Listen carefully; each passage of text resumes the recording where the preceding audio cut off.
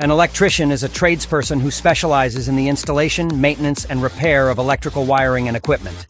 They work on a wide range of projects, from small household repairs to large commercial installations. The word electrician comes from the Latin word electricus, which means of amber. Amber is a fossilized tree resin that has the ability to attract and repel other objects when rubbed. The first electricians were people who studied the properties of amber and other materials that could be electrified. Today, electricians use a variety of tools and equipment to work. They work on a wide range of projects, from installing new wiring in a home to repairing electrical faults in a commercial building. Some of the tasks that an electrician may perform include 1.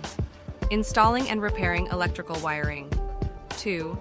Installing and repairing electrical fixtures. 3. Installing and repairing electrical appliances. 4. Testing and inspecting electrical systems. 5. Troubleshooting electrical problems. Maintaining and updating electrical systems. 6. Electricians are trained in the safe and efficient use of electricity. They must be familiar with the electrical codes and standards that apply to their work. Electricians use a variety of tools and equipment, including screwdrivers, wire strippers, multimeters, and power tools. Electricians are an essential part of the construction and maintenance of our electrical infrastructure.